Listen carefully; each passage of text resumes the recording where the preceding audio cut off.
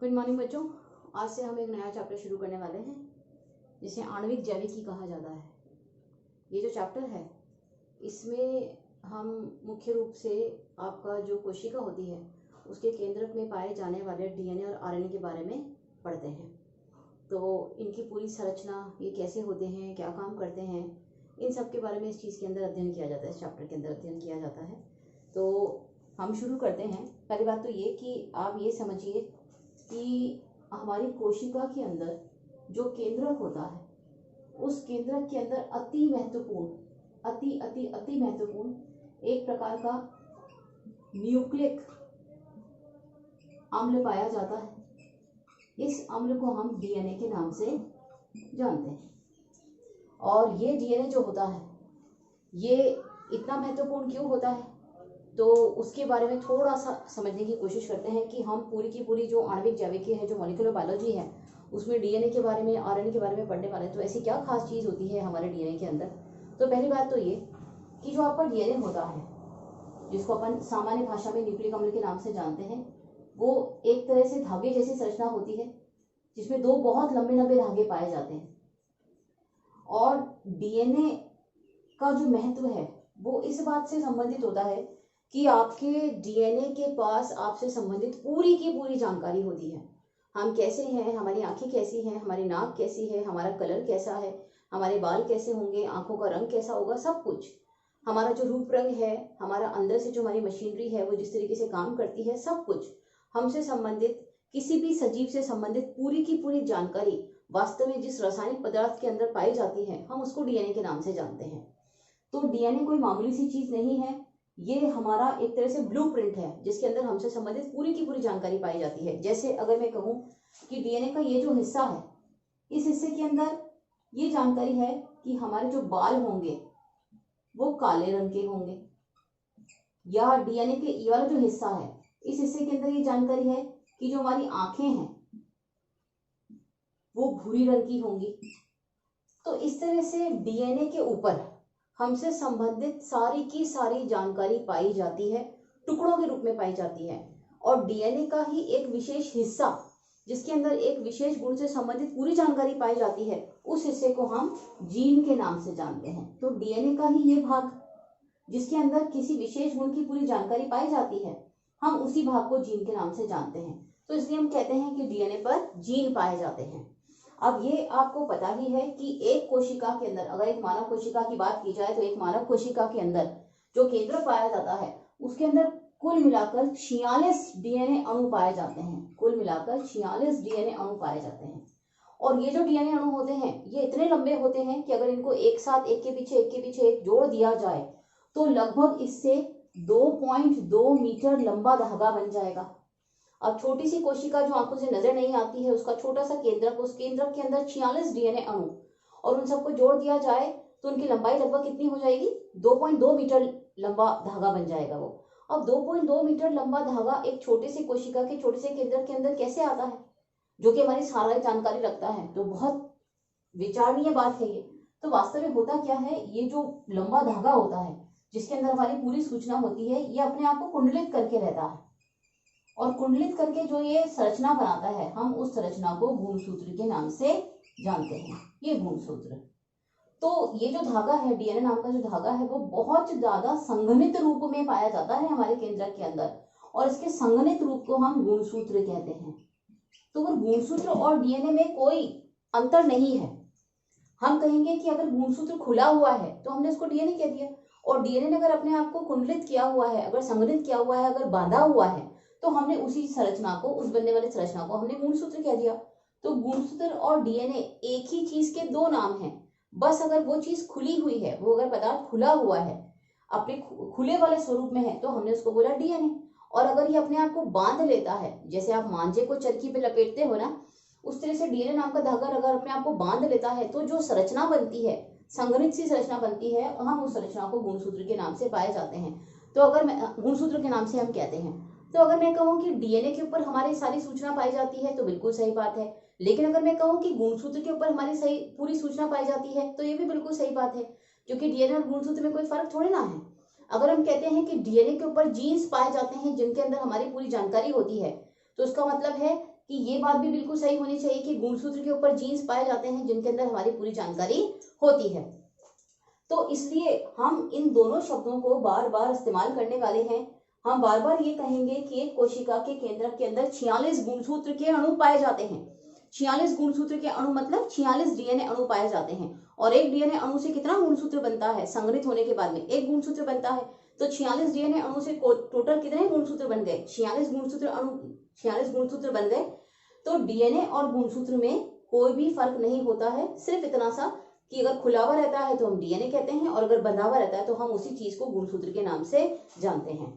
अब बात करते हैं कि ये जो डीएनए होता है जिसके पास हमारी पूरी सूचना होती है, हमसे संबंधित एक एक गुण की, एक एक कैरेक्टर की पूरी इंफॉर्मेशन होती है जिस चीज के पास, वो आखिर दिखता कैसा है, उसकी संरचना किस प्रकार की होती है, वो काम कैसे करता है। तो ये सब कुछ जानने के लिए हमको शुरुआत करनी पड़ेगी डीएनए की संरचना से कि भाई डीएनए दिखता कैसा है, डीएनए होता कैसा है। तो पहले हम डीएनए की संरचना को पढ़ने की कोशिश करेंगे, समझने की कोशिश करेंगे, उसके बाद हम थोड़ा सा आगे बढ़ेंगे। तो हम जो चैप्टर है, आपका ये जो चैप्टर है वो मैं थोड़ा सा बीच में से शुरू कर रही हूँ। तो जब आप बुक पढ़ेंगे तो आपको ये सीक्वेंस थोड़ी सी मैच होती भी नहीं लगेगी, लेकिन मेरे हिसाब से डीएनए को या जो आपकी मॉलिक्यूलर बायोलॉजी का जो चैप्टर है उसको पढ़ने के लिए यही जो रास्ता है जो मैं सुझा रही हूँ वही मुझे लगता है कि वो बेस्ट है। तो सबसे पहले हम जानने की कोशिश करते हैं कि वो डीएनए जिसके अंदर हमारी पूरी सूचना होती है, वो डीएनए आखिर बनता कैसे है, वो दिखता कैसे है। तो देखिए, सबसे पहली बात, डीएनए नाम के धागे को बनाने के लिए पहली बात तो इसकी छोटी सी संरचना अपन समझने की कोशिश करते हैं। ये डीएनए का एक धागा अपन ने बनाया और ये डीएनए का अपन ने दूसरा धागा बनाया। तो ये बात तो पक्की है कि डीएनए जिसके बारे में अपन बात कर रहे हैं उसमें दो लंबे लंबे धागे जैसी संरचनाएं पाई जाती हैं और इन धागे जैसी लंबी संरचनाओं को हम पॉलीन्यूक्लियोटाइड चेन के नाम से या पॉलीन्यूक्लियोटाइड श्रृंखला के नाम से जानते हैं। अब ऐसा क्यों कहते हैं वो जल्दी ही आपको समझ में आ जाएगा। फिलहाल क्या है, ये जो धागा आपको दिख रहा है, इस धागे को बनाने में दो चीज काम में आती है। एक तो विशेष प्रकार की शर्करा जिसको हम डीऑक्सीराइबोज शर्करा के नाम से जानते हैं, ये एक पेंटोज शर्करा होती है। तो एक शर्करा का अणु और एक फॉस्फेट समूह, फिर एक शर्करा का अणु, फिर एक फॉस्फेट समूह, फिर एक शर्करा का अणु, फिर एक फॉस्फेट समूह, शर्करा का अणु और फिर फॉस्फेट समूह, यानी कि डीऑक्सीराइबोज नाम की एक शर्करा का अणु और फॉस्फेट समूह मिलकर एकांतर रूप से व्यवस्थित होकर इस धागे जैसी संरचना का निर्माण करते हैं। यह आपको दिख ही रहा है। इसी तरह से ये वाला धागा भी बनाते हैं, यही डीऑक्सीराइबोज शर्करा फिर फॉस्फेट समूह, डीऑक्सीराइबोज शर्करा फिर फॉस्फेट समूह, डीऑक्सीराइबोज शर्करा फिर फॉस्फेट समूह, डीऑक्सीराइबोज शर्करा और फिर फॉस्फेट समूह। तो इस तरह से ये दो धागे आपके सामने बन ही गए हैं। अब बात ये होती है कि ये तो डीएनए का एक तरह से रीढ़ की हड्डी बनाई है हमने। डीएनए का वो हिस्सा जहां पे वास्तव में हमारी सूचना छुपी होती है वो तो अभी हमने ड्रॉ ही नहीं किया है। तो देखो उसमें क्या होता है, एक तीसरी चीज जो कि कहलाती है नाइट्रोजनी क्षारक। अभी हम धीरे धीरे सब समझेंगे कि नाइट्रोजनी क्षारक क्या होते हैं। फिलहाल इतना सा कि आपने जरूर सुना होगा एडेनिन, ग्वानिन, साइटोसिन, थाइमिन, 4 प्रकार के नाइट्रोजनी क्षारक पाए जाते हैं। अब ये क्या बला होती है हम इसी चैप्टर में समझेंगे। फिलहाल के लिए सिर्फ इतना सा कि 4 प्रकार के जो नाइट्रोजन क्षारक होते हैं जो डीएनए को बनाने में काम आते हैं वो कुछ इस तरह से व्यवस्थित रहते हैं। जैसे मैंने यहाँ पे लिखा एडेनिन, यहाँ लिखा थाइमिन, यहाँ लिखा साइटोसिन और यहाँ लिखा ग्वानिन। तो इसी तरह से मुझे यहाँ पे भी नाइट्रोजन क्षारक लिखने पड़ेंगे। तो यहाँ मैंने लिखा थाइमिन, यहाँ मैंने लिखा एडेनिन, यहाँ मैंने लिखा ग्वानिन, यहाँ मैंने लिखा साइटोसिन।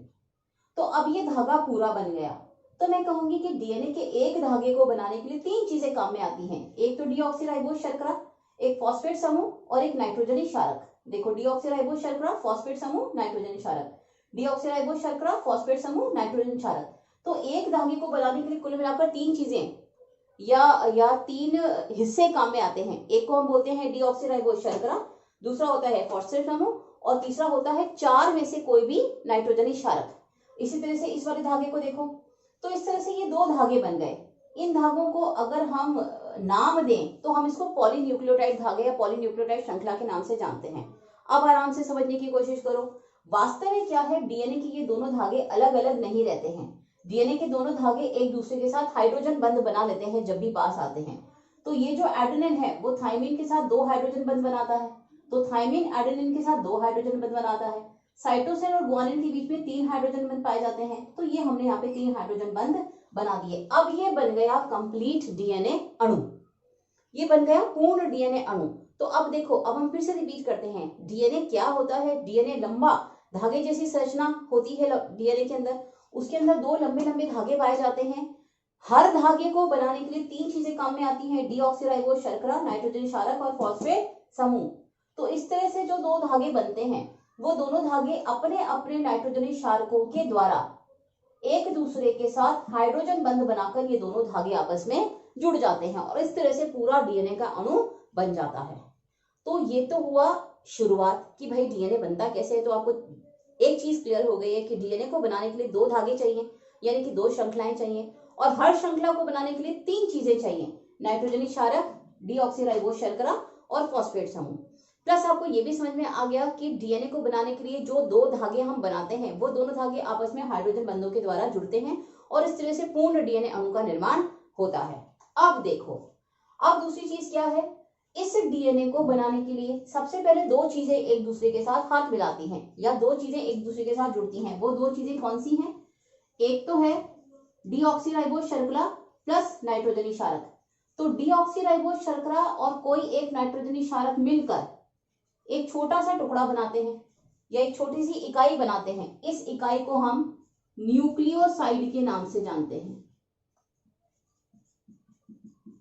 इसको हम कहते हैं न्यूक्लियोसाइड। अब क्या होता है, अब इस न्यूक्लियोसाइड के साथ में एक फॉस्फेट समूह भी जुड़ जाता है। जब इसके साथ में एक फॉस्फेट समूह जुड़ जाता है प्लस फॉस्फेट हो जाता है तो ये बन जाता है, यानी कि ये जो हिस्सा है वो बन जाता है न्यूक्लियोटाइड। ये न्यूक्लियोटाइड अब मैं फिर से ड्रॉ कर रही हूं। देखो, सबसे पहले डीऑक्सीराइबोज शर्करा और कोई एक नाइट्रोजन क्षारक मिलकर एक छोटी सी इकाई बनाते हैं, इस इकाई को न्यूक्लियोसाइड कहते हैं। जब इस न्यूक्लियोसाइड के साथ में फॉस्फेट समूह जुड़ जाता है तो एक थोड़ी सी बड़ी इकाई बनती है, इसको हम कहते हैं न्यूक्लियोटाइड। तो देखो, एक न्यूक्लियोटाइड ये रहा, एक न्यूक्लियोटाइड ये रहा। इसी तरह से ये देखो, एक न्यूक्लियोटाइड यहाँ पे ड्रॉ किया और एक न्यूक्लियोटाइड हमने यहाँ पे ड्रॉ किया। तो क्या कहें कि 1 2 3 4 ये 4 न्यूक्लियोटाइड यहाँ पर जुड़े हुए हैं एक धागे के अंदर। तो यहाँ तो मैंने 4 ही बनाए हैं। एक डीएनए का धागा बनाने के लिए इस तरीके के हजारों लाखों करोड़ों हजारों लाखों जो न्यूक्लियोटाइड्स हैं वो एक के ऊपर एक के ऊपर एक के ऊपर एक जुड़ते चले जाते हैं। तो जब बहुत सारे न्यूक्लियोटाइड्स जब आपस में जुड़ जाते हैं तो साधारण सी बात है कि हम इसको बोलते हैं पॉली न्यूक्लियोटाइड। बन गई ना श्रृंखला, जिसको हमने बोला था कि पॉलीन्यूक्लियोटाइड श्रृंखला पाई जाती है डीएनए के अंदर, तो बना लेना हमने पॉलीन्यूक्लियोटाइड श्रृंखला। तो पॉलीन्यूक्लियोटाइड श्रृंखला को बनाने के लिए सबसे पहले हमने क्या किया, डीएनए को बनाने के लिए सबसे पहले 2 चीजें हाथ मिलाती हैं, डीऑक्सीराइबोज शर्करा प्लस कोई एक नाइट्रोजन क्षारक, दोनों मिलकर जो छोटी सी इकाई बनाते हैं उसको न्यूक्लियोसाइड कहते हैं। जब न्यूक्लियोसाइड के साथ में फॉस्फेट जुड़ जाता है तो हम इस इकाई को न्यूक्लियोटाइड के नाम से जानते हैं। ऐसे हजारों हजार न्यूक्लियोटाइड एक दूसरे के साथ एक के ऊपर एक के ऊपर एक के ऊपर एक जुड़कर एक लंबी सी धागे जैसी संरचना बनाते हैं, एक लंबी सी श्रृंखला बनाते हैं। क्योंकि ये श्रृंखला हजारों हजार न्यूक्लियोटाइडों के मिलने से बनती है, इसलिए श्रृंखला को हम पॉलीन्यूक्लियोटाइड श्रृंखला के नाम से जानते हैं।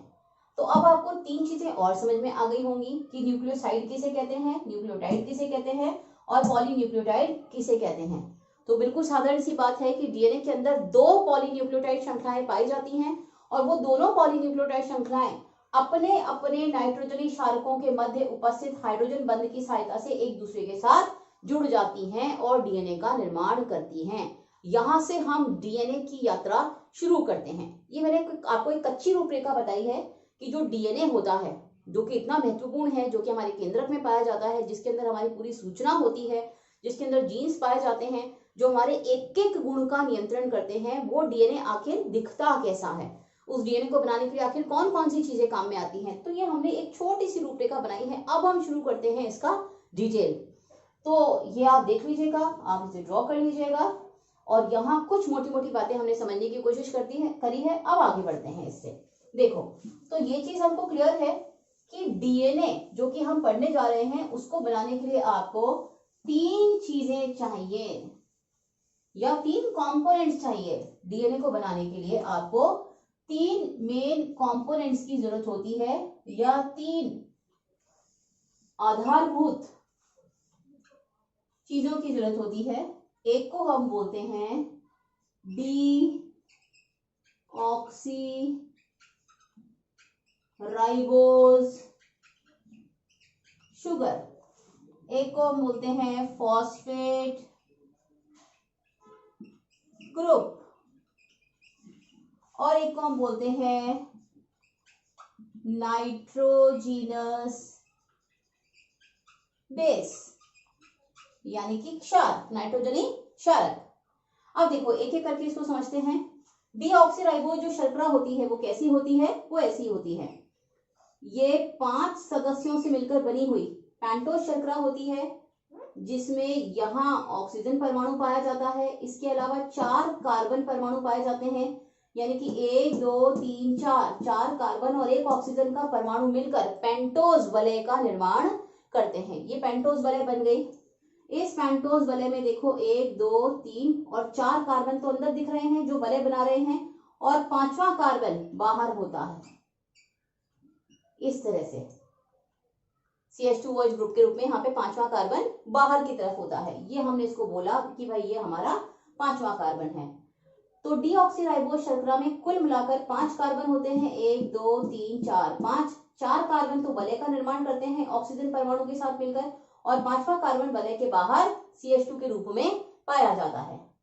अब देखो इसके अलावा क्या है, इसके पहले कार्बन पर हाइड्रोक्सिल समूह पाया जाता है, दूसरे कार्बन पर हाइड्रोक्सिल समूह नहीं पाया जाता है, तीसरे कार्बन पर हाइड्रोक्सिल समूह पाया जाता है, चौथे कार्बन पर ये देखो, और 5वें कार्बन पर हाइड्रोक्सिल समूह पाया जाता है।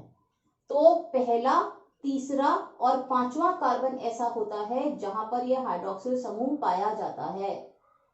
अब अगर इसके साथ में हम एक और शर्करा बनाएं जिसको हम राइबोज शर्करा कहते हैं, ये राइबोज शर्करा अगर हम बनाएं तो राइबोज शर्करा बिल्कुल इसके जैसी होती है, इसमें कोई फर्क नहीं होता है। सिर्फ एक ही फर्क आपको नजर आएगा जो आपको बनाते बनाते दिख भी गया होगा, वो होता है ये पहला, दूसरा, तीसरा, चौथा और 5वां कार्बन। देखो यहाँ दूसरे नंबर के कार्बन पे हाइड्रोक्सिल ग्रुप है, यहाँ दूसरे नंबर के कार्बन पर हाइड्रोक्सिल ग्रुप नहीं है। इसको हम बोलते हैं राइबोज शर्करा, राइबोज शर्करा। लेकिन राइबोज शर्करा की तुलना में डीऑक्सीराइबोज शर्करा में दूसरे नंबर के कार्बन पर 1 ऑक्सीजन परमाणु कम होता है, तो हमने इसको नाम दे दिया डीऑक्सीराइबोज शर्करा। डीऑक्सीराइबोज शर्करा, तो ये जो शर्करा है वो तो काम आती है डीएनए को बनाने में, और ये जो शर्करा है वो काम आती है आरएनए को बनाने में। डीऑक्सीराइबोज न्यूक्लिक एसिड, इसको हम बोलते हैं राइबो न्यूक्लिक एसिड। तो न्यूक्लिक एसिड वास्तव में 2 प्रकार के होते हैं, डीएनए और आरएनए, ये तो आप जानते ही हैं। तो डीएनए और आरएनए नाम के जो न्यूक्लिक अम्ल होते हैं उनमें हल्का सा अंतर उनकी शर्करा को लेकर ये होता है। तो ये है राइबोज शर्करा, ये है डीऑक्सीराइबोज शर्करा। डीऑक्सीराइबोज शर्करा में राइबोज शर्करा की तुलना में दूसरे नंबर के कार्बन पर 1 ऑक्सीजन परमाणु कम पाया जाता है, या यूं कह लो कि 1 हाइड्रोक्सिल समूह कम पाया जाता है। तो इसलिए हम इस शर्करा को नाम देते हैं डीऑक्सीराइबोज शर्करा। मैं रिपीट कर रही हूँ, ये एक पेंटोज शर्करा है, 5 सदस्यों से मिलकर वलय बनती है। 5 में से 1 परमाणु तो ऑक्सीजन का होता है और 4 परमाणु कार्बन के होते हैं। तो 4 कार्बन और 1 ऑक्सीजन का परमाणु मिलकर पेंटोज वलय बनाता है। 5वां कार्बन वलय के बाहर उपस्थित होता है। इसमें पहले, तीसरे और 5वें कार्बन पर हाइड्रोक्सिल समूह पाया जाता है, जबकि राइबोज शर्करा में पहले, दूसरे, तीसरे और 5वें कार्बन पर हाइड्रोक्सिल समूह पाया जाता है। ये राइबोज शर्करा कहलाती है और ये डीऑक्सीराइबोज शर्करा कहलाती है। तो ये वाली शर्करा डीएनए के अंदर पाई जाती है। अब दूसरी बात करते हैं, अब बात करते हैं फॉस्फेट समूह की। आपको अभी भी बताया था कि शर्करा के अणु और फॉस्फेट के अणु आपस में मिलकर ये एकांतर रूप से व्यवस्थित होकर डीएनए की रीढ़ की हड्डी बनाते हैं, जिसको हम डीएनए की बैकबोन कहते हैं। तो ये रहा आपके सामने फॉस्फेट समूह। ये देखो, ये बनता है फॉस्फोरिक अम्ल से। ये हमने सबसे पहले बनाया फॉस्फोरिक अम्ल, ये देखो ये फॉस्फोरिक अम्ल बनाया। फॉस्फोरिक अम्ल मतलब हुआ H3PO4। अब देखो क्या हुआ, -3H+, 3 जो प्रोटॉन्स हैं वो बाहर निकले और ये इस तरह से बन गया O माइनस, ये इधर O माइनस, ये इधर O माइनस, यानी PO4 माइनस 3। इसको हम कहते हैं फॉस्फेट समूह। फॉस्फेट समूह, ये फॉस्फेट समूह डीऑक्सीराइबोस शर्करा के साथ एकांतर रूप से व्यवस्थित होकर एक लंबी सी श्रृंखला का निर्माण करते हैं, जिस लंबी श्रृंखला को अपन पॉलीन्यूक्लियोटाइड श्रृंखला के नाम से जानते हैं। तो ये दो चीजें उम्मीद करती हूँ आपको समझ में आ गई होंगी। यहाँ पर एक ध्यान देने योग्य बात यह है कि डीऑक्सीराइबोस शर्करा 5 सदस्यों वाली पेंटोस शर्करा है, बिल्कुल ठीक है, लेकिन जो फॉस्फेट ग्रुप होता है उसके ऊपर देखो कि आप ऋणावेश है। तो फॉस्फेट ग्रुप पर क्योंकि ऋणावेश होता है, इसी वजह से डीएनए के अणु के ऊपर ऋणावेश पाया जाता है, यानी कि डीएनए ऋणावेशित होता है। किस वजह से ऋणावेशित होता है? क्योंकि डीएनए को बनाने के लिए फॉस्फेट समूह काम में आता है, तो इसी समूह की वजह से डीएनए के ऊपर ऋणावेश होता है। अब यहां से और आगे बढ़ते हैं। ये दो चीजें आपको समझ में आ गई हैं, ये दो कंपोनेंट आपको क्लियर है। अब तीसरा और सबसे इंपॉर्टेंट कंपोनेंट कहलाता है नाइट्रोजनी क्षारक।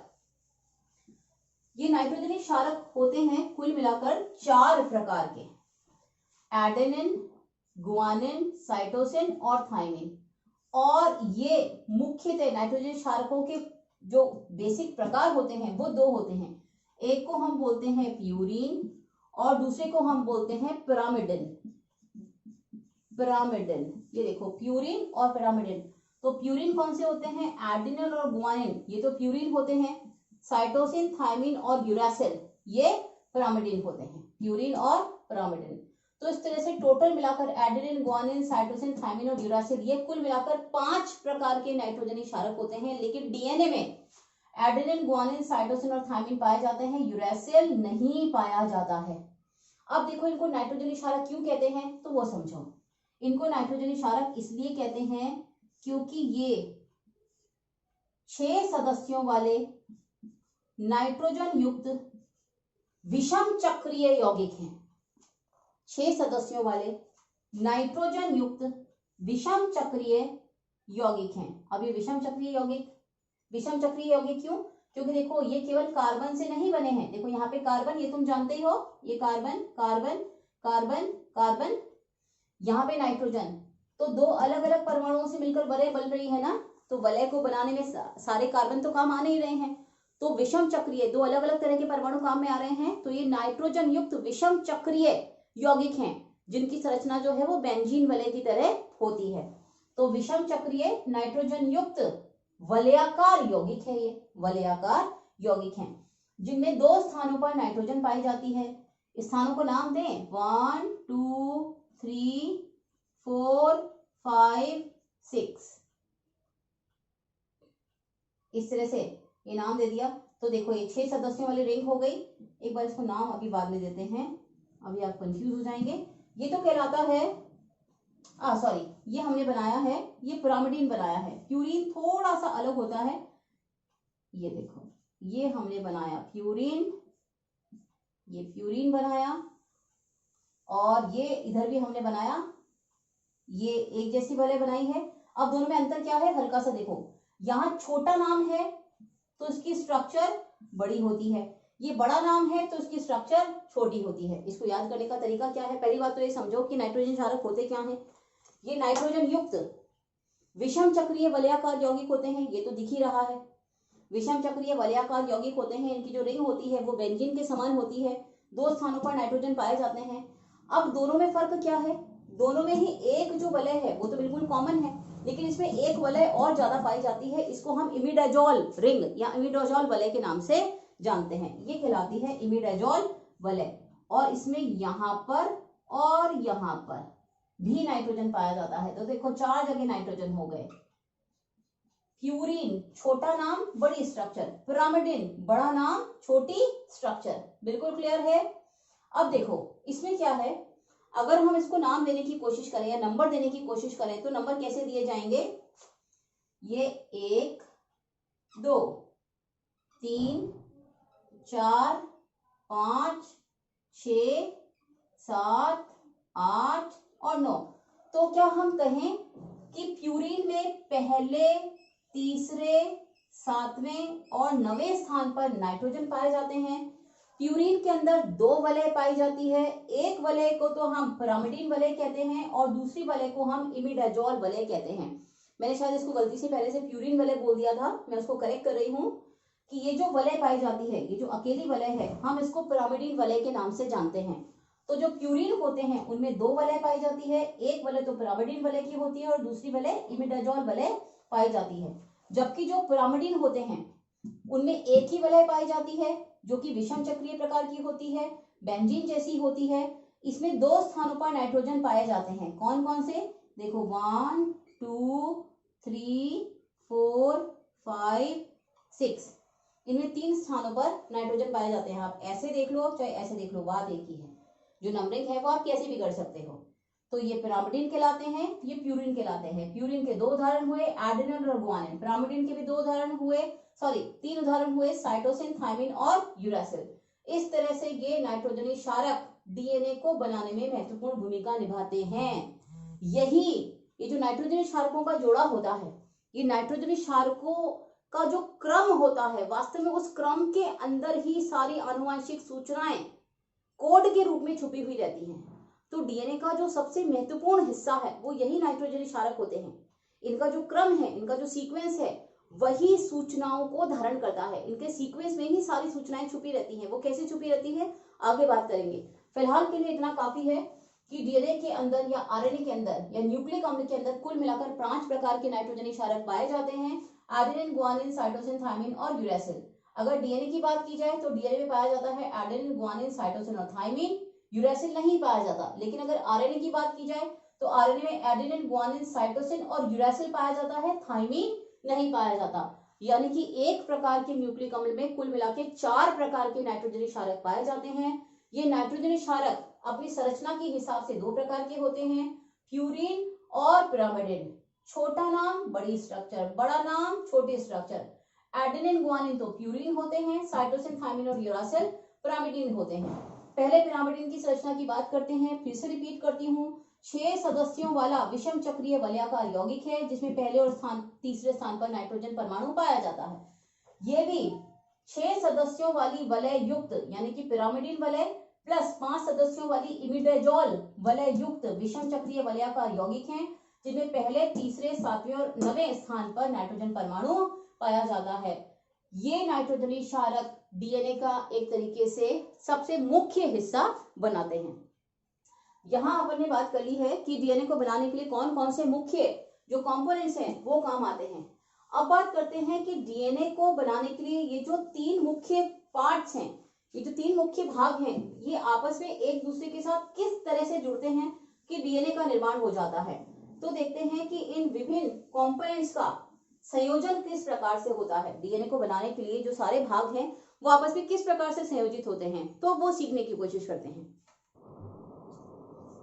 हाँ, तो देखिए बच्चों, अपन ने पढ़ा था कि डीएनए को बनाने के लिए 3 इंपॉर्टेंट जो कंपोनेंट्स होते हैं वो होते हैं डीऑक्सीराइबोस शर्करा, एक फॉस्फेट समूह और 4 प्रकार के नाइट्रोजन क्षारक एडेनिन, गुआनिन, साइटोसिन और थायमिन।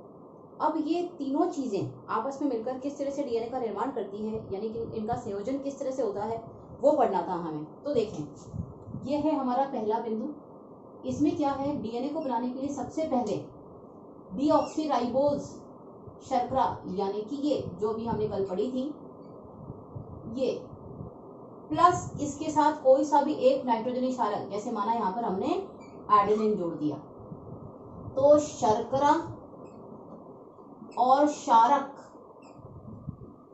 मिलकर एक छोटी सी इकाई बनाते हैं। इस इकाई को हम न्यूक्लियोसाइड के नाम से जानते हैं, न्यूक्लियोसाइड के नाम से जानते हैं। अब इसमें इंपॉर्टेंट चीज क्या है कि शर्करा और क्षारक के मध्य में ये जो बंध बनता है वो ग्लाइकोसाइडिक बॉन्ड कहलाता है या ग्लाइकोसाइडिक बंध कहलाता है। तीसरी इंपॉर्टेंट चीज क्या है, न्यूक्लियोसाइड को बनाने के लिए डीऑक्सीराइबोस शर्करा का प्रथम कार्बन काम में आता है। ये वाला प्रथम कार्बन ही काम में आता है। न्यूक्लियोसाइड बनाने के लिए डीऑक्सीराइबोस शर्करा का हमेशा प्रथम कार्बन काम में आता है। और जो नाइट्रोजनी क्षारक होते हैं उनका कौन सा नाइट्रोजन काम में आता है, तो ये देखिएगा, न्यूक्लियोसाइड बनाने के लिए हमारे पास 2 प्रकार के क्षारक होते हैं। एक को हम बोलते हैं प्यूरिन और दूसरे को हम बोलते हैं पिरामिडीन। तो अगर प्यूरीन क्षारक की बात की जा रही है, यानी एडेनिन और गुआनिन की बात की जा रही है, इधर यदि साइटोसिन और थायमिन की बात की जा रही है, तो प्यूरीन क्षारक होते हैं दो वलय वाले यौगिक, यानी कि ये जिसमें एक वलय पिरामिडइन की होती है और दूसरी वलय इमिडाजॉल की होती है, ये हमने पढ़ा था। इसमें पहले, तीसरे, सातवें और 9वें स्थान पर नाइट्रोजन पाई जाती है। ये तो जब ये वाले क्षारक यानी कि एडेनिन और गुआनिन न्यूक्लियोसाइड बनाने के लिए डीऑक्सीराइबोज शर्करा के साथ जुड़ते हैं, तो इनका कौन सा नाइट्रोजन काम में आता है? तो उसका जवाब है इनका, ये देखो हम उल्टा बनाते हैं, 1 2 3 4 और ये 5वां कार्बन, ये पहला कार्बन और ये इनका नवा नाइट्रोजन। तो 9वें स्थान पर उपस्थित नाइट्रोजन की सहायता से ये डीऑक्सीराइबोज शर्करा के प्रथम कार्बन के साथ में ग्लाइकोसाइडिक बंध बनाते हैं। ये तो हुई प्यूरीन की बात। अब बात करते हैं पिरामिडइन की, इनकी। तो अब ये पिरामिडइन कैसे बंध बनाते हैं? तो देखो, पिरामिडइन का मतलब होता है ये, जिसके पहले और तीसरे स्थान पर नाइट्रोजन पाया जाता है। ये जब ये न्यूक्लियोसाइड बनाने के लिए डीऑक्सीराइबोज शर्करा के साथ बंध बनाते हैं, तो ये अपने कौन से नाइट्रोजन को काम में लेते हैं? तो जवाब है ये अपने 1 2 3 4 और ये 5, तो ये अपने तीसरे स्थान पर उपस्थित नाइट्रोजन की सहायता से ग्लाइकोसाइडिक बंध बनाते हैं। ये पहला, दूसरा, तीसरा, चौथा, पांचवा और छठा। ये पहला, दूसरा, तीसरा, चौथा, पांचवा, छठा, सातवां, आठवां और नवा। वापस रिपीट कर रही हूँ, न्यूक्लियोसाइड बनाने के लिए नाइट्रोजनी क्षारक और डीऑक्सीराइबोज शर्करा के मध्य में ग्लाइकोसाइडिक बंध बनता है। ग्लाइकोसाइडिक बंध बनाने के लिए शर्करा का तो हमेशा प्रथम कार्बन काम में आता है, लेकिन प्यूरीन क्षारक यानी एडेनिन और गुआनिन अपने 9वें नाइट्रोजन पर उपस्थित नाइट्रोजन की सहायता से, यहाँ 9वें स्थान की सहायता से ग्लाइकोसाइडिक बंध बनाते हैं। लेकिन जो पिरामिडइन क्षारक होते हैं वो अपने तीसरे स्थान पर उपस्थित नाइट्रोजन की सहायता से ग्लाइकोसाइडिक बंध बनाते हैं।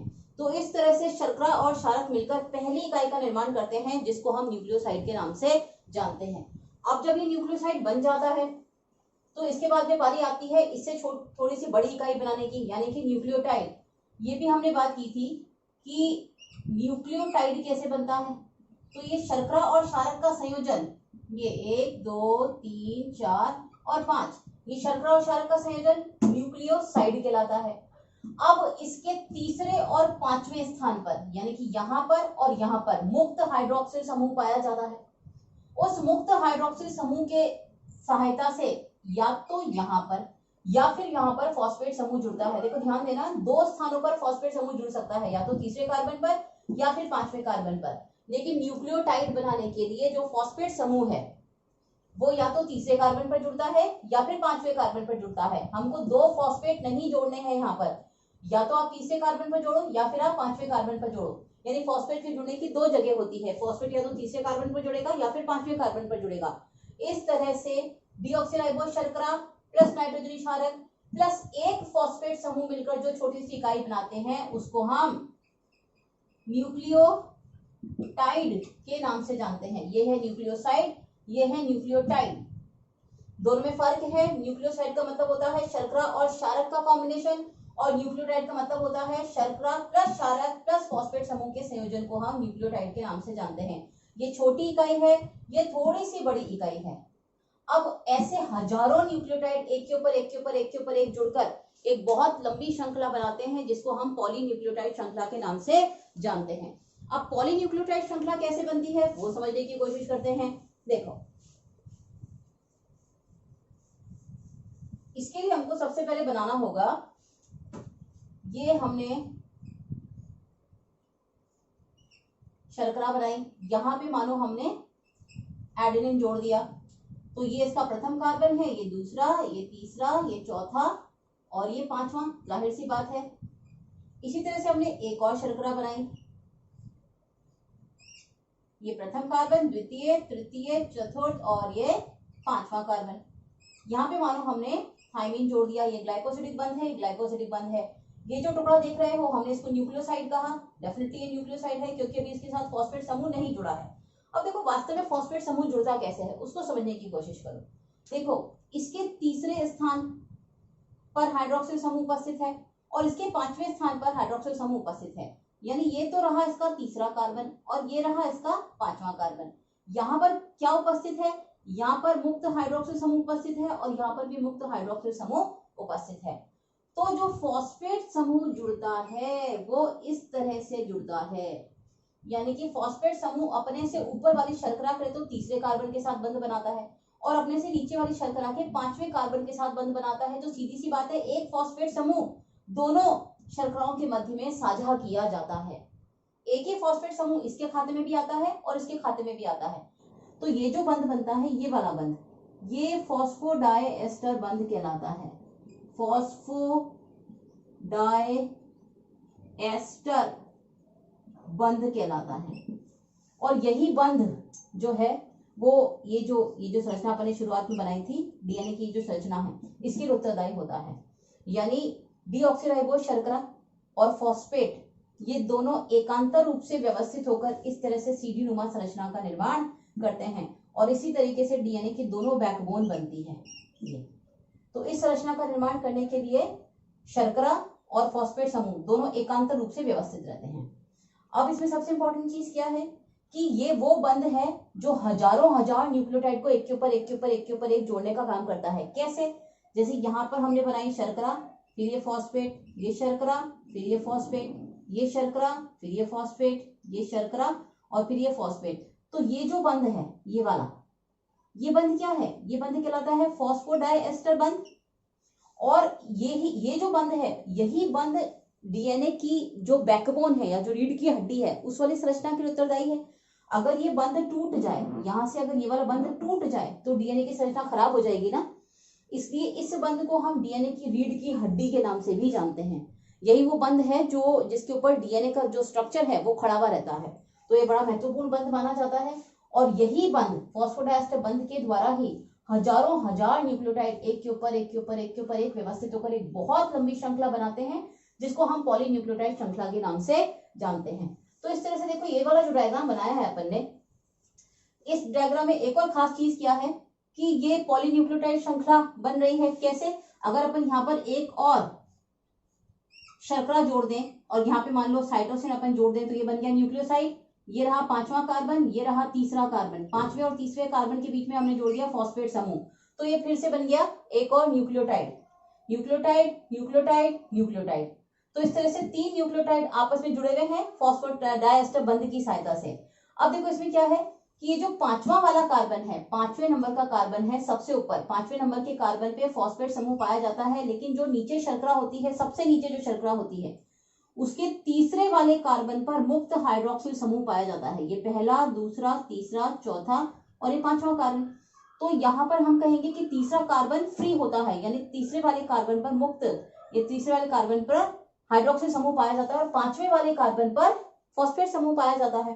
तो पांचवें वाले कार्बन पर जो फॉस्फेट समूह पाया जाता है इसको हम बोलते हैं डीएनए का पांचवा सिरा, और तीसरे वाले सिरे पर हाइड्रोक्सिल समूह पाया जाता है, इसको हम बोलते हैं तीसरा सिरा। और क्योंकि इसमें शर्करा अणुओं की जो दिशा है वो ऊपर की तरफ नजर आ रही है, तो हम बोलते हैं कि ये श्रृंखला कौन सी दिशा में आगे बढ़ रही है? ये श्रृंखला 3 से 5 दिशा में आगे बढ़ रही है, यानी कि इस तरफ जा रही है। अब ये तो ही केवल एक श्रृंखला की बात। अब हमको डीएनए को बनाने के लिए एक और श्रृंखला की आवश्यकता होती है, एक और पॉलीन्यूक्लियोटाइड श्रृंखला चाहिए, तो अब हमको वो भी बनानी पड़ेगी। तो देखो वो कैसे बनाते हैं, वो श्रृंखला हम इस तरह से बनाते हैं। ये हम उल्टा चल रहे हैं, ये हमने बनाया यहाँ पर थाइमीन और ये हमने बनाया ग्लाइकोसिडिक बंध, और इस तरह से ये हमने बनाया डीऑक्सीराइबोज शर्करा। ये ऑक्सीजन का परमाणु 1 2 3 4 और ये पांचवा कार्बन। इसी तरह से यहाँ पे हमने बनाया एडेनिन, ये बनाया हमने ग्लाइकोसिडिक बंध, और ये बनाया हमने 5 कार्बन वाली शर्करा यानी कि डीऑक्सीराइबोज शर्करा, पहला, दूसरा, तीसरा, चौथा और ये पांचवा कार्बन, ये पांचवा कार्बन, ये पांचवा कार्बन। एक और बना लेते हैं, यहाँ पे सी है तो यहाँ पर ग्वानिन जुड़ेगा। ये हमने ग्लाइकोसिडिक बंध बनाया। ग्लाइकोसिडिक बंध बनाने के साथ में हमने यहाँ पे 5 कार्बन वाली शर्करा बनाई। ये उसके कार्बन परमाणु, पहला, दूसरा, तीसरा, चौथा और ये पांचवा। ये अभी हमने न्यूक्लियोसाइड बनाए हैं। अब अगर आपको न्यूक्लियोटाइड बनाना है तो जाहिर सी बात है, देखो ये तीसरा कार्बन और ये पांचवा कार्बन, इन दोनों के बीच में जम जाएगा फॉस्फेट समूह। ये पांचवा कार्बन और ये तीसरा कार्बन, इन दोनों के बीच में आ जाएगा फॉस्फेट समूह। अब ध्यान से देखो, ये है हमारा 5वां कार्बन, तो यहाँ पर होगा फॉस्फेट समूह। ये है हमारा तीसरा कार्बन, तो यहाँ पर होगा हाइड्रोक्सिल समूह। तो ये हो गया तीसरा सिरा और ये हो गया 5वां सिरा। तो अब देखो, अगर हम 3 से 5 दिशा की बात करते हैं तो 3 से 5 दिशा में वो श्रृंखला अगर ऊपर जा रही है तो 3 से 5 दिशा में ये श्रृंखला नीचे आ रही है। इसका मतलब डीएनए में एक श्रृंखला ऊपर की तरफ बढ़ती है तो एक श्रृंखला नीचे की तरफ बढ़ती है, यानी दोनों श्रृंखलाएं एक दूसरे के विपरीत होती हैं। दोनों श्रृंखलाएं समानांतर होती हैं मगर दोनों श्रृंखलाएं एक दूसरे के विपरीत होती हैं। विपरीत होने का कारण क्या है? डीएनए की जो द्वितीयक संरचना है वो केवल तब बन पाएगी जब डीएनए के दोनों श्रृंखलाओं के नाइट्रोजनी क्षारकों के मध्य में यहाँ पर हाइड्रोजन बंध बन पाएगा। ये इस तरह से हाइड्रोजन बंध बन पाएगा। जब ये हाइड्रोजन बंध बनेगा तभी जाके तो डीएनए की दोनों श्रृंखलाएं आपस में एक दूसरे के साथ जुड़ पाएंगी। तो दोनों श्रृंखलाओं के जुड़ने के लिए हाइड्रोजन बंध जरूरी है और हाइड्रोजन बंध बनने के लिए जरूरी है कि दोनों श्रृंखलाओं के नाइट्रोजनी क्षारक आमने सामने आए। अब आमने सामने कैसे आएंगे? क्योंकि नाइट्रोजनी क्षारक हमेशा प्रथम कार्बन से जुड़ते हैं। तो ये रहा प्रथम कार्बन। अगर इस वाली शर्करा को भी अपन सीधा बनाते तो पहला वाला कार्बन इधर आता ना, तो फिर नाइट्रोजनी क्षारक आमने सामने कैसे आ पाते? इसलिए एक जो श्रृंखला होती है उसमें शर्कराओं का मुंह ऊपर की तरफ होता है तो दूसरी श्रृंखला में शर्करा का मुंह नीचे की तरफ होता है, ताकि जो पहले नंबर का कार्बन है वो आमने सामने आ सके। पहले नंबर का कार्बन आमने सामने आएगा तो नाइट्रोजन क्षारक आमने सामने आ पाएंगे और उनके मध्य हाइड्रोजन बंध बन पाएगा। जब डीएनए की दोनों श्रृंखलाओं के मध्य हाइड्रोजन बंध बन जाता है तो हम इसको द्वितीयक संरचना के नाम से जानते हैं। और जब हाइड्रोजन बंध नहीं बनता है तो अकेली श्रृंखला को हम डीएनए की प्राथमिक संरचना के नाम से जानते हैं। यानी अगर श्रृंखला अकेली है तो प्राथमिक संरचना कहलाती है और अगर दोनों श्रृंखलाओं के बीच में हाइड्रोजन बंध बन गया है तो फिर वो श्रृंखला द्वितीयक श्रृंखला या द्वितीयक संरचना कहलाती है। अब देखो, इसमें हमेशा याद रखना है कि एडेनिन हमेशा थाइमिन के साथ 2 हाइड्रोजन बंध बनाता है। थाइमिन हमेशा एडेनिन के साथ, एक ही बात है, 2 हाइड्रोजन बंध बनाता है। लेकिन साइटोसिन और ग्वानिन के मध्य हमेशा 3 हाइड्रोजन बंध बनते हैं। यानी एडेनिन हमेशा पेयर करता है थाइमिन के साथ और साइटोसिन हमेशा पेयर करता है ग्वानिन के साथ। एडेनिन और थाइमिन के बीच में 2 हाइड्रोजन बंध बनते हैं, लेकिन साइटोसिन और ग्वानिन के बीच में 3 हाइड्रोजन बंध बनते हैं। ये बिल्कुल पक्का है। अब इसको हम यूं भी कह सकते हैं, एडेनिन का मतलब क्या होता है? एडेनिन क्या है? प्यूरिन। और थाइमिन क्या है? पिरामिडिन। थाइमिन क्या है? पिरामिडिन। और एडेनिन क्या है? प्यूरिन। साइटोसिन क्या है? पिरामिडिन। ग्वानिन क्या है? प्यूरिन। तो बिल्कुल क्लियर पता चल रहा है कि डीएनए को बनाने के लिए हमेशा हमेशा एक प्यूरिन और एक पिरामिडिन के मध्य में बंध बनता है। एडेनिन क्या है? प्यूरिन। थाइमिन क्या है? पिरामिडिन। तो हमेशा एक प्यूरिन और एक पिरामिडिन क्षारक के मध्य में ही हाइड्रोजन बंध बनता है। ये तय है, ये पक्की बात है। अब देखो, इसका भी एक महत्व है। एक तरफ प्यूरिन है और दूसरी तरफ पिरामिडिन है, तो क्यों?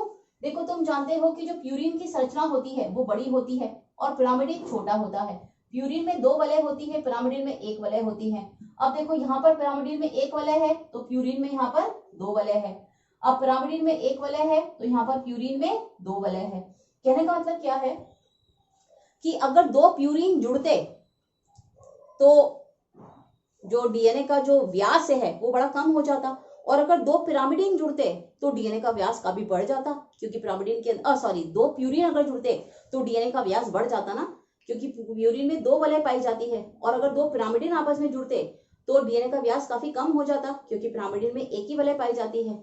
लेकिन डीएनए में ऊपर से नीचे तक जो है मतलब सर से लेकर पांव तक डीएनए की दोनों श्रृंखलाओं के मध्य में दूरी बिल्कुल समान बनी रहती है। उसका कारण क्या है कि डीएनए में हमेशा एक प्यूरिन और एक पिरामिडिन के मध्य में बंध बनता है। कभी भी 2 प्यूरिन और 2 पिरामिडिन के मध्य में बंध नहीं बनता है।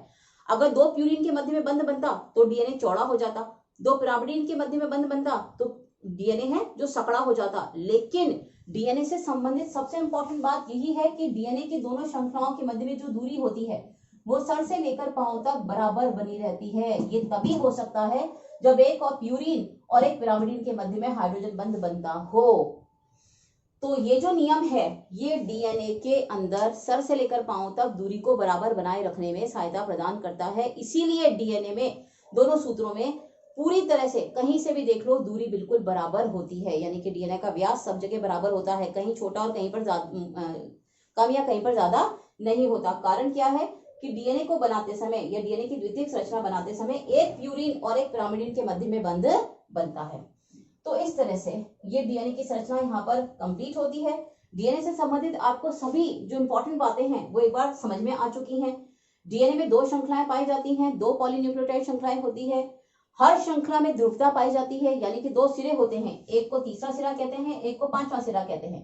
5वां सिरा यानी जब 5वें वाले कार्बन पर फॉस्फेट होता है तो 5वां सिरा कहलाता है। तीसरा सिरा यानी जब तीसरे वाले सिरे पर फॉस्फेट नहीं होता है, हाइड्रोक्सिल समूह होता है, तो वो तीसरा सिरा कहलाता है। एक श्रृंखला 3 से 5 दिशा में ऊपर जा रही है तो दूसरी श्रृंखला 3 से 5 दिशा में नीचे आ रही है। इसका मतलब डीएनए में जो 2 श्रृंखलाएं पाई जाती हैं वो एक दूसरे के समानांतर तो होती हैं मगर एक दूसरे के विपरीत समानांतर होती हैं, उनमें विपरीत ध्रुवता पाई जाती है और इसी वजह से एक श्रृंखला का 5वां सिरा दूसरी श्रृंखला के तीसरे सिरे के समीप होता है, एक श्रृंखला का 5वां सिरा या एक श्रृंखला का तीसरा सिरा दूसरी श्रृंखला के 5वें सिरे के समीप होता है। तो इस तरह से डीएनए के बारे में, जैसे न्यूक्लियोसाइड किसे कहते हैं, न्यूक्लियोटाइड क्या होता है, पॉलीन्यूक्लियोटाइड क्या होता है, ग्लाइकोसिडिक बंध क्या होता है, हाइड्रोजन बंध क्या होता है, फॉस्फोडाइस्टर बंध क्या होता है, डीएनए की बैकबोन कैसे बनती है, फॉस्फेट और शर्करा के समूह एकांतर रूप से व्यवस्थित होकर डीएनए की बैकबोन बनाते हैं और डीएनए का जो मध्य भाग होता है या जो मुख्य भाग होता है वो किससे बनता है, तो आप जान चुके हैं कि वो नाइट्रोजनी क्षारकों के जोड़े से बनता है। आपको ये भी पता चल चुका है कि नाइट्रोजनी क्षारक में एडेनिन हमेशा थायमिन के साथ 2 हाइड्रोजन बंध बनाता है और साइटोसिन हमेशा ग्वानिन के साथ में 3 हाइड्रोजन बंध बनाता है। आप ये भी जानते हैं कि डीएनए को बनाने के लिए एक प्यूरिन और एक पिरामिडिन के मध्य में बंध बनते हैं, कभी भी 2 प्यूरिन और 2 पिरामिडिन के मध्य में बंध नहीं बनते हैं। यही कारण है कि डीएनए के मध्य में जो दूरी होती है वो सर से लेकर पांव तक बराबर बनी रहती है और यही डीएनए के स्थायित्व का मुख्य कारण है। अब इसमें एक और चीज अपन जोड़ते हैं। देखो, डीएनए एक बहुत स्थायी प्रकार का अणु होता है जिसमें आराम से चेंज नहीं होता है, जो आसानी से खराब नहीं होता है, क्योंकि डीएनए हमारा आनुवांशिक पदार्थ होता है। डीएनए के अंदर हमसे संबंधित पूरी सूचना पाई जाती है, तो डीएनए का सुरक्षित रहना बड़ा जरूरी है, डीएनए का स्थायी होना बड़ा जरूरी है। तो देखो, एक चीज तो तुमको समझ आ ही रही है कि डीएनए में जो एक श्रृंखला होती है वो दूसरी श्रृंखला को छुपाने का काम करती है। इस तरह से एक श्रृंखला दूसरी श्रृंखला को छुपाने का काम करती है। छुपाने का मतलब क्या है कि इसका जो सबसे महत्वपूर्ण हिस्सा है यानी नाइट्रोजनी क्षारकों का ये जो क्रम है वो अंदर की तरफ पाया जाता है। प्लस ये जो क्रम होता है ये एक दूसरे का पूरक होता है। अगर इधर एडेनिन है तो आपको पक्का पता है कि इधर थाइमिन होगा, अगर इधर साइटोसिन है तो आपको पक्का पता है कि इधर ग्वानिन ही होगा। तो दोनों श्रृंखलाएं एक दूसरे की पूरक होती हैं और पूरक होने की वजह से ये अपने सबसे महत्वपूर्ण हिस्से को छुपा पाती हैं, अंदर की तरफ छुपा पाती हैं, अपने नाइट्रोजनी क्षारकों के क्रम को अंदर की तरफ छुपा पाती हैं। तो ये जो चीज है, ये जो संरचना है, ये जो द्विसूत्री संरचना है, ये डीएनए को स्थायित्व देती है। दूसरी इंपॉर्टेंट चीज क्या है, डीएनए में जो नाइट्रोजनी क्षारक होते हैं वो एक के ऊपर एक इस तरह से अरेंज होते हैं, जैसे एडेनिन, थाइमिन, साइटोसिन और ग्वानिन। भाई एक तरीका तो ये है सपाट तरीका कि ये जुड़ गया एडेनिन और थाइमिन, फिर नीचे जुड़ गया साइटोसिन और ग्वानिन, लेकिन मैं ऐसे नहीं बोल रही हूँ। जैसे सीढ़ियां होती हैं एक के ऊपर एक, या अपन जो सिक्के होते हैं वो एक के ऊपर एक रखे जाते हैं। तो अगर हम इस तरह से 2 चीजों को पकड़ें तो देखो, ये 2 चीजों का अपने पकड़ा, तो जैसे ये पहली सीढ़ी और दूसरी सीढ़ी, तो इस तरह से पहला जोड़ा जैसे मान लो एडेनिन थाइमिन का है तो दूसरा जोड़ा साइटोसिन और ग्वानिन का है, इस तरीके से। तो एडेनिन और थाइमिन के बीच में हाइड्रोजन बंध है, साइटोसिन और ग्वानिन के बीच में भी हाइड्रोजन बंध है, प्लस पहला जोड़ा दूसरे जोड़ा को इस तरह से भी आकर्षित करता है। तो ये दोनों एक दूसरे के साथ बंधे हैं, ये दोनों भी एक दूसरे के साथ बंधे हैं, लेकिन इन दोनों जोड़ों के मध्य, इन 2 क्रमागत जोड़ों के मध्य में भी आकर्षण रहता है। इस वजह से डीएनए को ये जो चीज है ये स्थायित्व प्रदान करती है। नाइट्रोजनी क्षारक जो सीढ़ी की तरह व्यवस्थित रहते हैं ना, एक के ऊपर एक अतिव्यापित रूप से व्यवस्थित रहते हैं, ये जो चीज है वो डीएनए को स्थायित्व प्रदान करती है। तो इस तरह से डीएनए के बारे में हमको एक मोटी सी जानकारी हो गई है। अब बात करते हैं कि डीएनए की संरचना के बारे में सबसे पहले अध्ययन करने का काम किन महान वैज्ञानिकों ने किया था। तो आपको केवल 2 नाम बता रही हूँ। देखो, डीएनए कब खोजा गया था, किसमें से खोजा गया था, ये सब बातें बाद की हैं। पहले आपको समझ में तो आया कि डीएनए होता क्या है। अब आप जान चुके हो कि डीएनए एक ऐसा पदार्थ होता है जो बहुत बड़ा होता है, एक ऐसा रासायनिक पदार्थ है जो बहुत बहुत बहुत बड़ा होता है। इसमें 2 सूत्र पाए जाते हैं और इसके अंदर हमारी सारी जो सूचना होती है वो स्टोर्ड रहती है। तो ये हमारा आनुवंशिक पदार्थ होता है। अब बताती हूँ आपको कुछ इंपॉर्टेंट साइंटिस्ट के नाम डीएनए से संबंधित। पहला नाम क्या है कि डीएनए की जो खोज है वो सबसे पहले फ्रेडरिक मिशर ने की थी। ये नाम आपको याद रखना है, फ्रेडरिक मिशर ने की थी। और ये जो मवाद कोशिकाएं होती हैं, मवाद कोशिका के केंद्रक में से निकाला था, मवाद कोशिका के केंद्रक में से निकाला था इन्होंने इस पदार्थ को। तो क्योंकि केंद्रक में से निकाला था और केंद्रक को इंग्लिश में न्यूक्लियस कहते हैं, तो उन्होंने इसको नाम दिया न्यूक्लिन, उन्होंने इसको नाम दिया न्यूक्लिन। ठीक, उसके बाद में आए अल्टमान, उन्होंने इसको नाम दिया न्यूक्लिक अम्ल, क्योंकि इसके ऊपर ऋणावेश पाया जाता है, ये अम्लीय प्रकृति का होता है। तो अल्टमान ने पहली बार इसको नाम दिया न्यूक्लिक अम्ल। और भी कई नाम है, जैसे प्यूरिन पिरामिडिन को किसने खोजा, जेकैरियस वगैरह ने खोजा, लेकिन अभी हमारे काम का दो ही नाम इंपॉर्टेंट है हमारे। इसकी सर्वप्रथम खोज किसने करी थी, फ्रेडरिक मिशर ने की थी, मवाद कोशिकाओं के केंद्रक में से इसको निकाला था। और दूसरी बात, इसको न्यूक्लिन किसने कहा था, मिशर ने कहा था। इसको पहली बार न्यूक्लिक अम्ल किसने कहा, तो वो अल्टमान ने कहा था। तो ये दो साइंटिस्ट के नाम हो गए। अब बात आती है कि डीएनए की संरचना का अध्ययन सर्वप्रथम किन महान वैज्ञानिकों ने किया था। तो देखो दो नाम अपने को याद करने हैं यहाँ पर, ये तीसरा नंबर। पहला नाम तो क्या हुआ, Morris Wilkins plus Rosalind Franklin. अब देखो ये दो नाम महत्वपूर्ण क्यों हैं, क्योंकि इन्होंने डीएनए के इस स्ट्रक्चर को समझाने का आधार तैयार किया था। इन्होंने डीएनए के एक्सरे विवर्तन चित्र बनाए, विवर्तन चित्र लिए, इन्होंने डीएनए के एक्सरे विवर्तन चित्र लिए। और इन्होंने पहली बार ये बताया कि डीएनए कुछ ऐसा कुंडलित सा होता है, डीएनए कुछ ऐसी कुंडलित संरचना होती है, और एक एक कुंडल की जो लंबाई होती है वो लगभग 34 आर्मस्ट्रॉन्ग होती है। तो ये वो थे मॉरिस विल्किंस और रोजलिन फ्रैंकलिन। इन्होंने पहली बार डीएनए के एक्सरे विवर्तन चित्रों को लिया और इन्होंने ये सुझाया कि जो डीएनए नाम का महान अणु है, जो मैक्रोमोलिक्यूल है, जो इतना वृहद अणु है, ये कुंडलित टाइप का होता है और इसके एक एक कुंडल की लंबाई लगभग 34 आर्मस्ट्रॉन्ग होती है। तो उन्होंने आधार तैयार किया। हालांकि उन्होंने डीएनए के बारे में कोई मॉडल नहीं दिया था, लेकिन उन्होंने डीएनए की संरचना के बारे में एक आधार प्रदान किया कि हाँ ये कुछ कुछ ऐसा होता है। कई सारे इसके एक्सरे विवर्तन डायग्राम्स लिए, तो उससे आगे के वैज्ञानिकों को सहूलियत हो गई कि भाई डीएनए कैसा होता है। तो रोजर फ्रैंकलिन, मॉरिस विल्किंस के बाद में जो सबसे इंपॉर्टेंट जो साइंटिस्ट आए उनका नाम था वॉटसन और क्रिक, जेम्स डी वॉटसन और क्रिक। तो देखो ये चौथे नंबर का नाम सिखा रही हूं, वॉटसन व क्रिक। अब ये क्या थे, ये वो थे जिन्होंने पहली बार मॉरिस विल्किंस और रोजलिन फ्रैंकलिन, इन दोनों वैज्ञानिकों द्वारा की गई रिसर्च का उपयोग करके, इन दोनों के द्वारा सुझाए गए डाटा का उपयोग करके पहली बार डीएनए की संरचना कैसी होती है, वो कैसा होता है, उसमें कौन कौन से गुण पाए जाते हैं, उसकी संरचना से संबंधित एक खाका तैयार किया, एक मॉडल तैयार किया, जिसको हम डीएनए का डबल या द्विरज्जुकीय मॉडल के नाम से जानते हैं। वॉटसन व क्रिक का डीएनए का द्विरज्जुकीय मॉडल या डबल हेलिक्स मॉडल, ये इन्होंने दिया था। तो वॉटसन क्रिक का मॉडल ही पढ़ रहे हैं हम। इन्होंने डीएनए की संरचना के बारे में एक सर्वमान्य, एक बहुत ही साधारण सा मॉडल सुझाया जिसको एक आम इंसान भी समझ सकता है। तो इसके लिए इनको नोबेल प्राइज मिला था विल्किंस के साथ मिलकर। लेकिन ये वो थे जिन्होंने पहली बार डीएनए की संरचना को समझाने के लिए मॉरिस विल्किंस के आंकड़ों का प्रयोग करके एक सर्वमान्य मॉडल दिया, जिसको हम वॉटसन क्रिक मॉडल के नाम से या डीएनए का डबल हेलिक्स मॉडल कहते हैं या द्विरज्जुकीय मॉडल कहते हैं। अब देखो इन्होंने क्या कहा, जो भी मैंने आपको अभी तक पढ़ाया है वही सारी बातें इन्हीं की ही हैं, वॉटसन क्रिक के मॉडल की ही हैं। लेकिन अब जब मैं आपको वापस बोलूंगी कि इन्होंने अपने मॉडल में ये इंपॉर्टेंट पॉइंट्स बताए, तो आपको तुरंत से समझ में आएगा। तो देखो वॉटसन और क्रिक ने अपने मॉडल से संबंधित कौन सी चीजें बताई।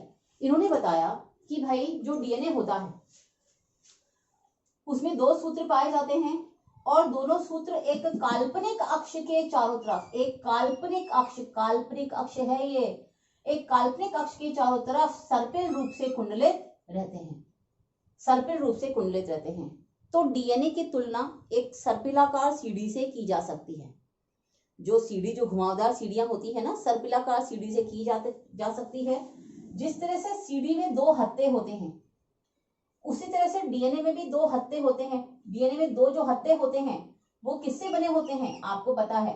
डीएनए के जो दोनों हत्थे होते हैं, डीएनए नाम की जो सीढ़ी के दो हत्थे होते हैं, वो किससे बने होते हैं, शर्करा और फॉस्फेट अणुओं के एकांतर रूप से व्यवस्थित होने से ये दोनों हत्थे बनते हैं। तो पहला पॉइंट इन्होंने क्या कहा कि डीएनए में दो सूत्र पाए जाते हैं, दोनों सूत्र एक काल्पनिक अक्ष के चारों तरफ सर्पिल रूप से कुंडलित रहते हैं, ये पहला पॉइंट। दूसरी बात, डीएनए की तुलना एक सर्पिलाकार सीढ़ी से कर सकते हैं। जिस तरह से सीढ़ी में दो हत्थे होते हैं, उसी तरीके से डीएनए के अंदर भी दो श्रृंखलाएं पाई जाती हैं, दो सूत्र पाए जाते हैं, और इन सूत्र का निर्माण किससे होता है, शर्करा और फॉस्फेट अणुओं के एकांतर रूप से व्यवस्थित होने से ये हत्थे बनते हैं। ये आप जानते ही हो। तो ये देखो, ये हत्था बन गया, ये वाला हत्था, ये हत्था, ये हमने पहले डायग्राम में देखा था ना। तो डीएनए का हत्था बनाने का काम कौन करता है, फॉस्फेट और शर्करा के अणु एकांतर रूप से व्यवस्थित होकर डीएनए का हत्था बनाने का काम करते हैं। उसके बाद तीसरा पॉइंट, जिस तरह से सीढ़ी में सोपान होते हैं, सीढ़ियां होती है ना, अलग अलग सीढ़ियां होती हैं, सोपान होते हैं, ऐसे ही डीएनए नाम की सर्पिलाकार सीढ़ी में भी सोपान होते हैं, मगर ये सोपान नाइट्रोजनी क्षारकों के ग्रुप द्वारा, जोड़े द्वारा बनते हैं, यानी कि एडेनिन और थाइमिन, थाइमिन और एडेनिन, साइटोसिन और ग्वानिन, ग्वानिन और साइटोसिन। यानी कि डीएनए नाम की सीढ़ी का प्रत्येक सोपान एक जोड़ी नाइट्रोजनी क्षारकों से मिलकर बना होता है, एक जोड़ी नाइट्रोजनी क्षारकों से मिलकर बना होता है। चौथा पॉइंट, एडेनिन हमेशा थाइमिन से बंध बनाता है, ग्वानिन हमेशा साइटोसिन से बंध बनाता है। पांचवा पॉइंट, एडेनिन और थाइमिन के बीच में हमेशा दो हाइड्रोजन बंध पाए जाते हैं, साइटोसिन और ग्वानिन के बीच में हमेशा तीन हाइड्रोजन बंध पाए जाते हैं। छठा पॉइंट, डीएनए को बनाते समय एक प्यूरिन हमेशा पिरामिडिन के साथ बंध बनाता है, या एक पिरामिडिन हमेशा प्यूरिन के साथ बंध बनाता है। कभी भी दो प्यूरिन और दो पिरामिडिन आपस में बंध नहीं बनाते हैं। यही वजह है कि डीएनए में ऊपर से नीचे तक जो डीएनए का व्यास है या जो डीएनए की चौड़ाई है वो बराबर बनी रहती है। तो यही सब कुछ हम पढ़ चुके हैं। फिर उन्होंने सातवां पॉइंट बताया, इन्होंने कहा कि डीएनए के दोनों सूत्रों में ध्रुवता पाई जाती है, यानी कि एक पांचवा सिरा होता है और एक तीसरा सिरा होता है।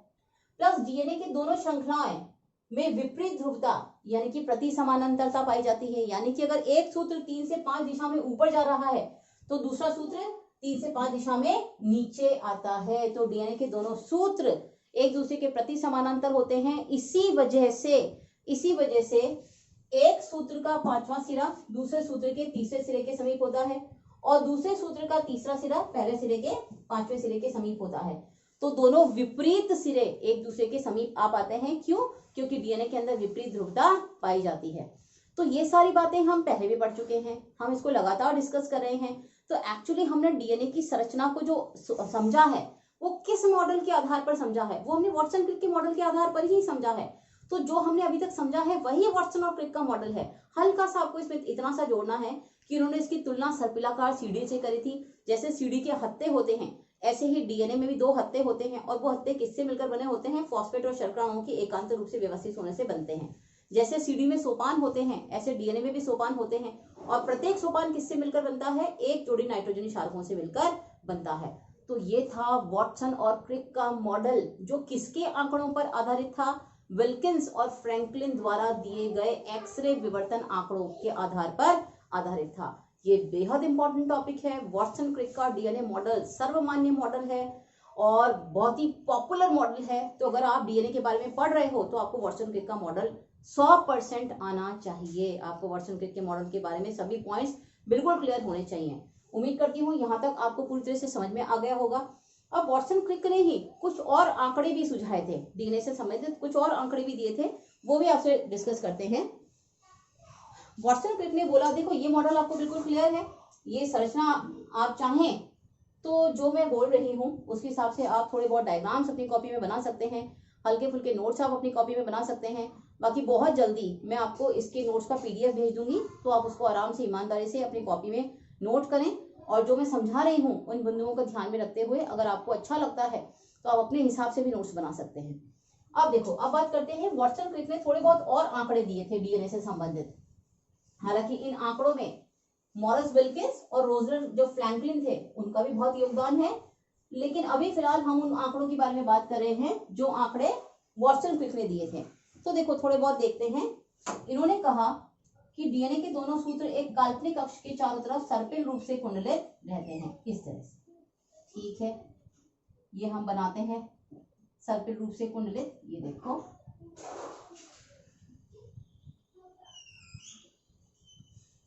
ये हम इस तरह से बनाते हैं, ये बनाया हमने। अब उन्होंने क्या बोला कि भाई इसमें जो एक कुंडलन होता है, डीएनए का जो एक कुंडलन होता है।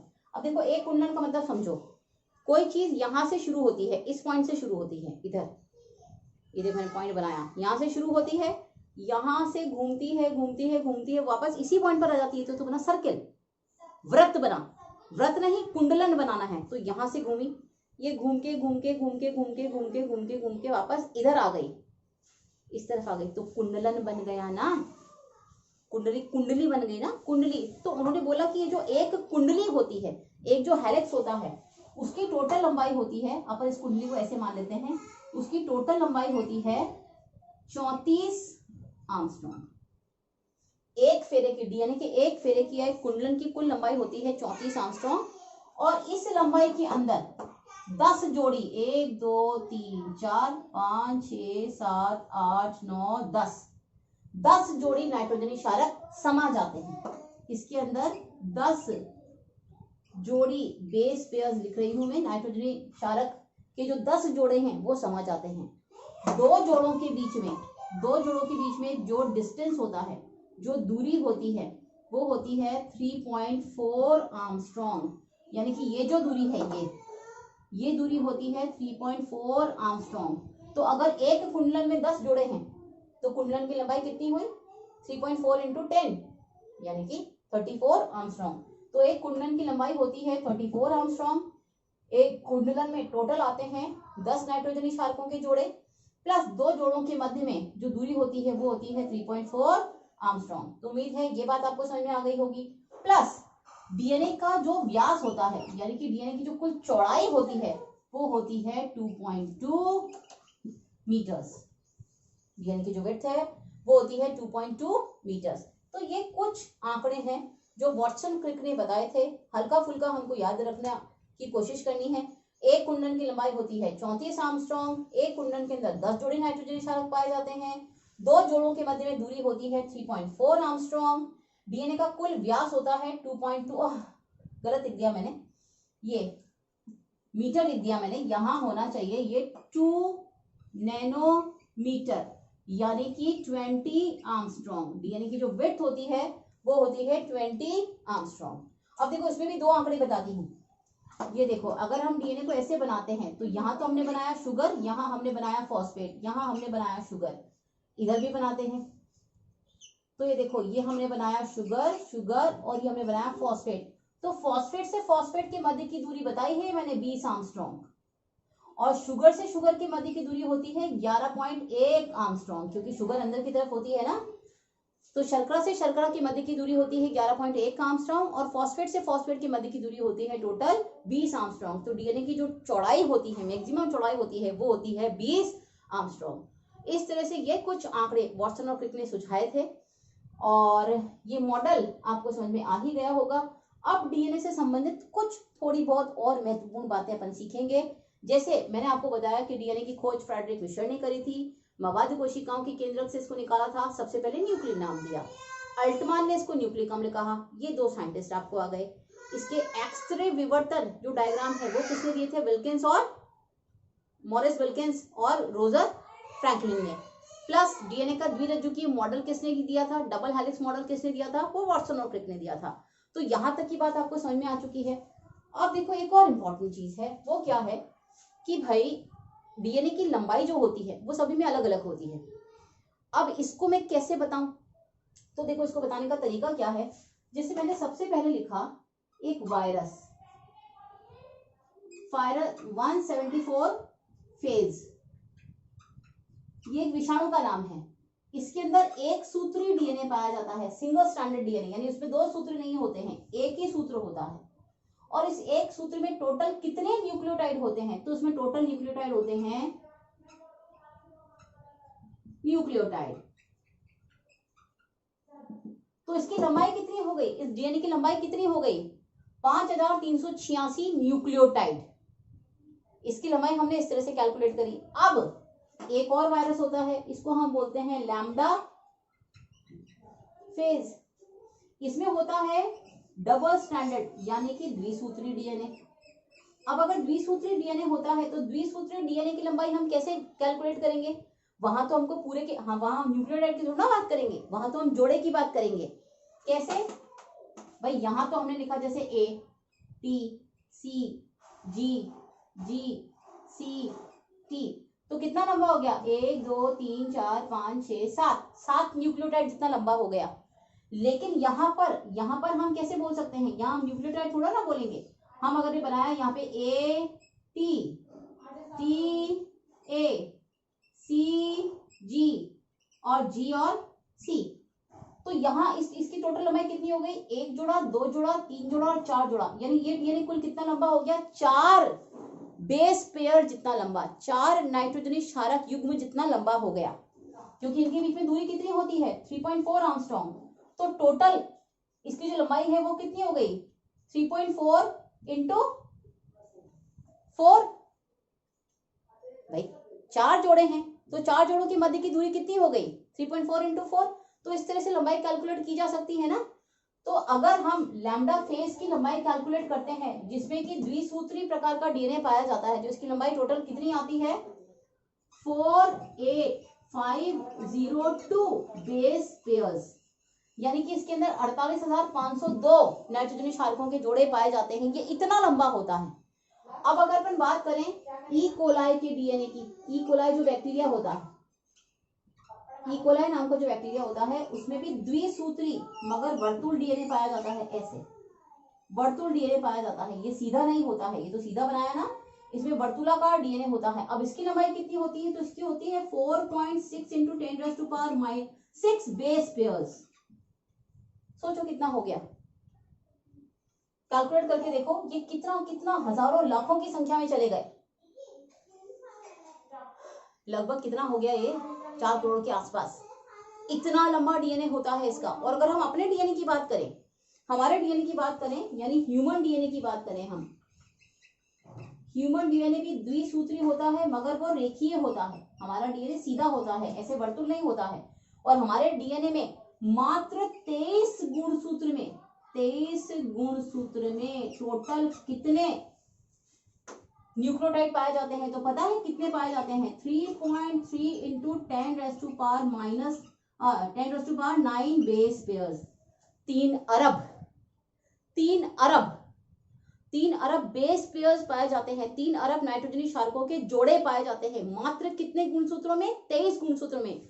तो टोटल 46 गुणसूत्र पता है कितने होते हैं, 6 अरब नाइट्रोजनी क्षारकों के जोड़े पाए जाते हैं हमारे एक कोशिका के छोटे से केंद्रक के अंदर। तो तुम सोचो ये कितना बड़ा अणु होता है, कितना कितना कितना विशाल होता है।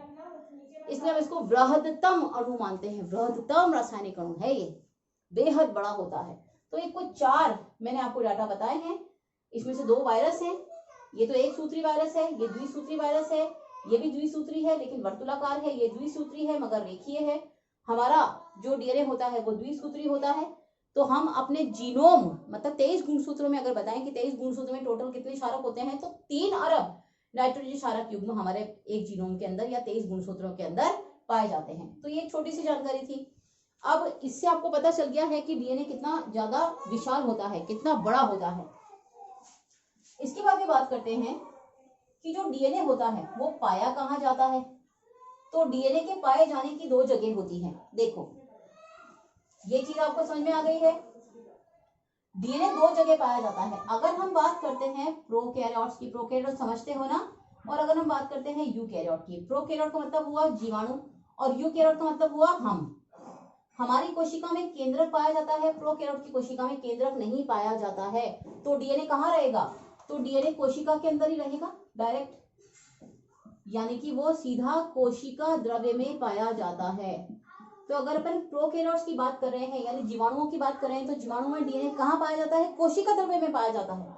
लेकिन अगर अपन यूकैरियोट्स की बात कर रहे हैं तो इनमें डीएनए कहाँ पाया जाता है, इनके अंदर डीएनए जो है वो केंद्रक में पाया जाता है। हमारे अंदर केंद्रक के अंदर डीएनए पाया जाता है, लेकिन अगर जीवाणुओं की बात की जाए, प्रोकैरियोट्स की बात की जाए, तो उनके कोशिका द्रव्य में डीएनए बिखरा हुआ रहता है। और इस प्रकार के डीएनए को हम न्यूक्लियोइड के नाम से जानते हैं। इसको हिंदी में केंद्रकाभ कहते हैं, केंद्रकाभ कहते हैं। और हमारे जो डीएनए पाया जाता है वो केंद्रक में होता है, और केंद्रक में जो डीएनए होता है वो इस तरह से गुणसूत्रों के रूप में पाया जाता है, ऐसे संग्रहित होकर वो गुणसूत्रों के रूप में पाया जाता है। तो ये हमारा पास सत्य केंद्रक होता है, इनके पास केंद्रक होता नहीं है। तो ये तो दो स्थान हो गए कि डीएनए कहाँ पाया जाता है, या तो कोशिका द्रव्य में या फिर केंद्रक के अंदर। उसके बाद में बात करते हैं, ये देखो कि डीएनए इसके अलावा, इन दोनों जगहों के अलावा भी कहीं पाया जाता है क्या?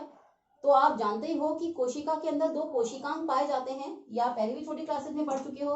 एक तो होता है माइटोकॉन्ड्रिया और एक होता है हरित लवक। हरित लवक तो पौधों में पाया जाता है और माइटोकॉन्ड्रिया तो सभी में पाया जाता है, हमारा पावर हाउस होता है। तो एक हुआ माइटोकॉन्ड्रिया और एक हुआ क्लोरोप्लास्ट। क्लोरोप्लास्ट यानी हरित लवक, यहां पर भी डीएनए पाया जाता है, मगर ये डीएनए वर्तुल होता है। ये वाला डीएनए रेखीय नहीं होता है, ये वर्तुल होता है। तो अगर यूकैरियोटिक या प्रोकैरियोटिक कोशिका की बात की जाए, तो प्रोकैरियोटिक कोशिका के कोशिका द्रव्य में डीएनए बिखरा हुआ रहता है, लेकिन यूकैरियोटिक कोशिका के केंद्रक के अंदर डीएनए पाया जाता है। मगर उसके अलावा दो और स्थान ऐसे होते हैं जहां पे डीएनए पाया जाता है, वो होता है माइटोकॉन्ड्रिया और दूसरा होता है हरित लवक। इन दोनों कोशिकांगों के अंदर भी डीएनए पाया जाता है, मगर ये बहुत छोटा होता है और वर्तुल प्रकार का होता है। तो इस तरह से डीएनए के पाए जाने की ये कुल 4 जगह है, कोशिका द्रव्य, केंद्रक, माइटोकॉन्ड्रिया और हरित लवक। यहाँ पर डीएनए पाया जाता है। तो ये आपको बिल्कुल ध्यान रखना है, एक बेसिक सी चीज है डीएनए के बारे में कि डीएनए पाया कहाँ जाता है, तो ये अपने को आनी चाहिए। अब ये आपको समझ में आ चुका है, ये भी हम बात कर चुके हैं। अब थोड़ा सा आगे चलते हैं और आगे की बात करते हैं।